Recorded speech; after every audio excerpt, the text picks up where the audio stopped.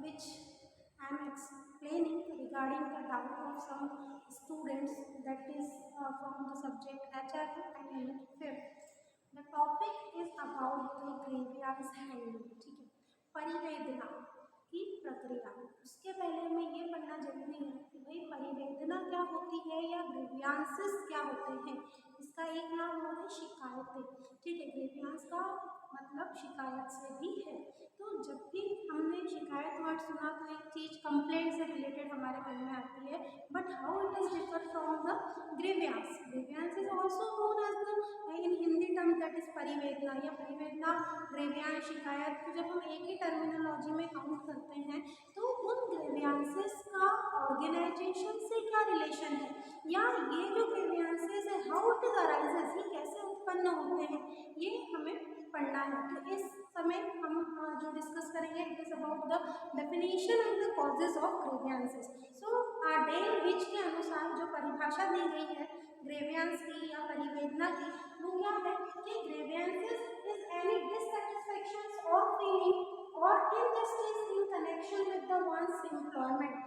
That means सीधे सीधे ये जो परिवेदनाएं हैं, ये जो ग्रीवियांसेस हैं, इनका कहीं ना कहीं रिलेशन जो है वो एम्प्लॉय से है, कर्मचारियों से है, कि जो भी डिससेटिस्फैक्शन है, मतलब जो भी असंतोष है या इस प्रकार की कुछ जो फीलिंग्स है, या एक चीज और पहले इनजस्टिस बोले तो अन्याय की अगर हम बात करें कि कहीं ना कहीं कुछ कर्मचारी, कुछ एम्प्लॉयज ये फील कर रहे हैं पर्टिकुलर किसी भी कार्य को लेकर, जिस कंपनी में, जिस फैक्ट्री का वो हिस्सा है, जिसके वो एम्प्लॉय है, और वो ये महसूस कर रहे हैं कि भाई मेरे साथ अन्याय हो रहा है, या मुझे कुछ जो फीलिंग है रिगार्डिंग टू माई वर्क या मेरे कार्य से जुड़ी हुई वो सही नहीं है, या असंतोष की भावनाएं जब कर्मचारियों में क्या होने लगती है, उत्पन्न होने लगती है।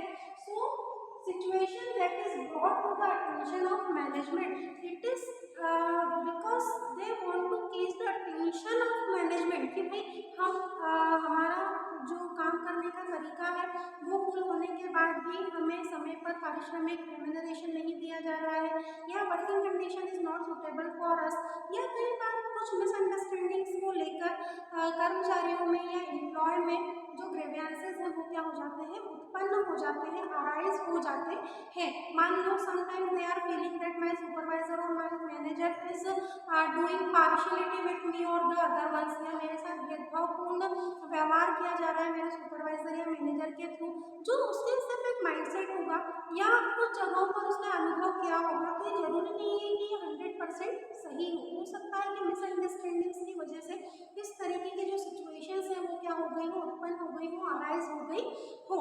तो फिर इस प्रक्रिया को या इसका सिंपल मीनिंग जो है वो किससे है, ग्रीवियांस से है या शिकायतों से है। इसको हम क्या कह रहे हैं कि भाई ये जो भी प्रक्रिया है ये शिकायत का हिस्सा है। अगर कोई अन्याय फील कर रहा है या कोई डिससेटिस्फैक्शन फील कर रहा है अपने कार्य के प्रति, अपने कर्मचारियों के प्रति या अपने सहकर्मचारियों के प्रति, अपने वर्किंग कंडीशन को लेकर अपने कंपनी में, तो that is known as that the grievances are arising. That means की परिवेदनाएं क्या हो रही है, शिकायतें क्या हो रही है, उत्पन्न हो रही है। सिंपल साधारण अर्थ हुआ ग्रीवेंसेस का, परिवेदनाओं का।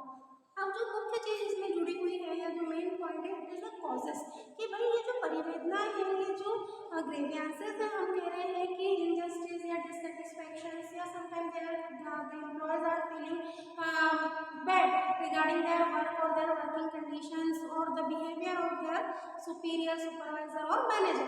तो उसके क्या मुख्य कारण होंगे, उसके क्या कॉजेस होंगे, दैट वी विल डिस्कस। तो first is the difference of the opinion. सबसे पहला जो इसका कारण है कि भाई ग्रीवियांस उत्पन्न क्यों हो रहा है, तो मतभेदों के कारण। Every employee is different in organisation, those who are working, सभी लोग क्या होते हैं, अलग अलग होते हैं, सबका सोचने समझने की शक्ति अलग अलग होती है, उनका जो परसेप्शन है वो अलग अलग होता है। एवरीथिंग इज डिफरेंट, सबके बिहेवियर क्या होते हैं, अलग होते हैं। 10 लोग अगर एक ऑर्गेनाइजेशन में है, उदाहरण के तौर पर ले लीजिए, तो 10 का व्यवहार, 10 का जो बिहेवियर है वो सेम नहीं होगा। ठीक है, सब अलग अलग तरीके से सोचते हैं, समझते हैं, सबकी फीलिंग्स अलग अलग होती है। तो मेन रीजन जो है, जो मेन कॉज, जो मेन कारण है ग्रीवियांस उत्पन्न होने का या परिवेदनाओं का, वो है मतभेदों का होना या ओपिनियंस में डिफरेंस होना। भाई सुपरवाइजर ने हमें क्या ओपिनियन दिया है, हमारा ओपिनियन क्या है, दोनों में क्या है, अंतर है। जो मैनेजर ने कहा वो बात हमारे समझ के परे है या हम उसको एक्सेप्ट नहीं कर पा रहे हैं या जो हम चाह रहे हैं उसको मैनेजर या जो भी टॉप अथॉरिटीज़ हैं दे आर नॉट एक्सेप्टिंग, तो ओपिनियन में क्या होगा, डिफरेंस होगा। जो आपके व्यूज़ हैं, जो आपके विचार हैं, उनमें क्या होगा, डिफरेंस होगा, मतभेद होगा। तो ग्रेवियंस क्या होगा, उत्पन्न होगा, भाई हमारी बात तो सुनते ही नहीं, हमें तो सुना ही नहीं जाता, हमें तो समझा ही नहीं जाता। तो वो क्या होगा, शिकायतें होगी, वो परिवेदनाएं होगी। तो पहला कारण क्या हो गया कि मतभेद का होना। अब ये मतभेद विचारों के हो सकते हैं, ठीक है, समझ के हो सकते हैं, व्यूज ओपिनियन के हो सकते हैं, थॉट्स के हो सकते हैं। तो ये मतभेद किसी भी प्रकार के हो सकते हैं, जिससे ग्रीवियंस पहला कारण हो गया उत्पन्न होने का, ठीक है, परिवेदनाओं के आने का। दूसरा जो कारण है वो status of trade union. If the trade union is newly form, अगर कोई ट्रेड यूनियन या कोई श्रमिक संघ नया बना है, दे आर यंग, अगर वो युवा है, दैट मीन्स कि दे आर वेल गुड, वो ज़्यादा बेहतर तरीके से काम करेंगे। The members those who are the part of the trade union, if they are considered as a young, so they can take the decisions regarding the existing situations through which the employees are not satisfied, जिसके through employ satisfied नहीं है, they can easily understand it, है ना, क्योंकि मालूम है कि भाई आज का जो एम्प्लॉय है, आज का अगर कोई युवा एम्प्लॉय है तो उसकी ओपिनियन, उसके व्यूज, उसके थॉट्स क्या होंगे, या वो किस स्तर पर सोचता होगा और किन कारणों से परिवेदनाएं या ग्रीवियंस उत्पन्न हो रहे होंगे। तो जो लेवल होगा ट्रेड यूनियन का, अगर वो क्या होगा, न्यूली फॉर्म होगा, नई ट्रेड यूनियन होगी, the members are young of the trade union, so they can easily understand the problems, the perceptions, the thoughts, the opinions of the employee, कि भाई वो क्या चाह रहे हैं, क्यों आखिर उन्हें परिवेदनाएं हैं, क्यों शिकायतें हैं, क्यों ग्रीवियंसेस उनमें हैं। So the level of trade union is also the next cause of the grievance, कि भाई अगर ट्रेड यूनियन परे है, वो नहीं समझ पा रही है या उनको आपकी शिकायतें हल करने का सही तरीका नहीं मालूम है, तो ये भी एम्प्लॉय के बीच में ग्रीवियंस उत्पन्न होने का क्या है, एक कारण है कि भाई किस ट्रेड यूनियन को मतलब हमें किस ट्रेड यूनियन का हिस्सा बना दिया, लोग समझ से परे हैं, लोग हमें समझ में नहीं आ रहे हैं, या वो हमारी बात को नहीं समझ रहे हैं, या वो हमारे हित के लिए कुछ नहीं कर रहे हैं। तो this is the second most important cause of the grievances. Next is the working condition. In which working conditions employees are working?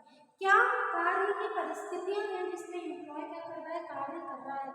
If not proper ventilations are available in the room in which the employees are working, the production is to be going on, जहाँ पर उत्पादन हो रहा है, not proper facilities, drinking waters and the toilets are not properly arranged for them, है ना। तो अगर वर्किंग कंडीशन सही नहीं है तो एम्प्लॉयज़ के बीच में फिर क्या होंगे, ग्रीवियंसेस होंगे, परिवेदनाएं उनमें क्या होंगे, उत्पन्न होंगी कि भाई इतना अगर हम काम कर रहे हैं, अगर मोर देन 100 वर्कर्स किसी फैक्ट्री में काम कर रहे हैं, उनके लिए प्रॉपर फैसिलिटीज़ अवेलेबल नहीं है, दैट मीन्स कि जो कार्य करने की परिस्थितियाँ हैं, जो कंडीशंस हैं वर्क की, अगर वो प्रॉपर नहीं है तो एम्प्लॉयज़ के बीच में फिर क्या होगा, ग्रीवियंसेस होंगे, मतभेद होंगे कि भाई देखो हमें रात में रुककर काम करना पड़ता है, कभी तो भी लाइट चली जाती है, प्रॉपर जो लाइट्स की अवेलेबिलिटी है, डे लाइट वो भी अवेलेबल नहीं है, fans are not also available, drinking water facility is not good. तो एम्प्लॉयज ऐसे में क्या करते हैं, बैड फील करते हैं और उन्हें ये लगता है कि हमें जो प्रॉपर सुविधाएं मिलनी चाहिए, जो फैसिलिटीज हमें मिलना चाहिए वो नहीं मिल रही है। तो this is the next cause of the uprising grievance. Next and last one is the doubt and fear, मतलब क्या, आशंकाएं और भय। Sometimes employees are feeling doubtful or they are having different kind of fears that the managers, the supervisors are doing partiality with us or other employees, that means कि भेदभावपूर्ण व्यवहार किया जा रहा है मैनेजर्स के थ्रू या सुपरवाइजर्स के थ्रू किसी भी एम्प्लॉय के साथ। तो इस कंडीशन में जो आशंकाएं हैं, या मुझे जॉब से निकाल तो नहीं देंगे, या मेरे बारे में मैंने कुछ गलत सुना है, या मुझे जल्द ही जॉब से निकाल देने की कुछ प्लानिंग चल रही है। तो इस तरीके के जो फियर्स हैं, जो भय है ना, जो डाउट्स हैं, वो एम्प्लॉयज़ के बीच में क्या होते हैं, अगर माइंड में उनके चल रहे हैं तो फिर ग्रीवियंसेस क्या होंगे, सर मैंने तो ये सुना, लाइक दैट, है ना। तो इस तरीके की जो चीज़ें होती हैं वो एम्प्लॉय, अब वो एक एम्प्लॉय तक फिर सीमित नहीं रहेगी, वो स्प्रेड होगी, वो फैलेगी, दूसरे एम्प्लॉयज़ तक हो जाएगी, अन्य कर्मचारियों तक हो जाएगी। तो ये उसका क्या होगा, आखिरी कारण होगा किसका, ग्रीवियंसेस का या परिवेदनाओं का। तो अब इसकी जो प्रोसीजर है वो किस तरीके